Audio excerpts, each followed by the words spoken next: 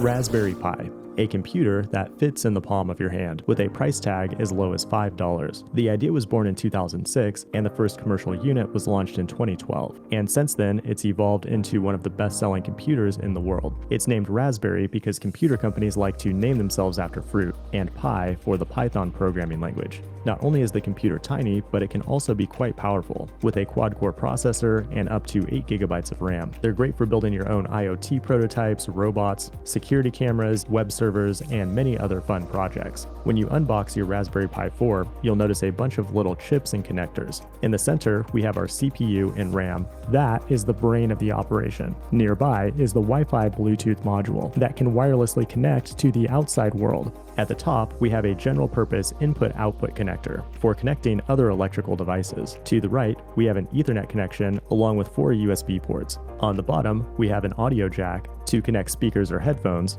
a CSI camera connector for building your own custom camera, micro HDMI ports for connecting multiple monitors, and finally, a USB-C port to provide power to the computer. But most importantly, flip the Raspberry Pi over to find the micro SD slot. Think of it as a hard drive that contains the operating system required to interface with the hardware. You can use the Raspberry Pi like a normal desktop computer by connecting a keyboard, mouse, and monitor. When you power it up the first time, you can install any operating system you'd like, but most beginners will take advantage of the Noobs installer, which installs a flavor of Linux called Raspberry Pi OS. Now that you're in, you can program it to take over the world. You might connect some LEDs to the GPIO header, then control them with a Python script. Or you might add a camera, then connect to Wi-Fi to build your own home security system from scratch. The possibilities are limited only by your imagination. This has been Raspberry Pi in 100 seconds. If you enjoy these short videos, please make sure to hit the like button and subscribe. It really helps out. And if you want to see more Raspberry Pi content, let me know in the comments.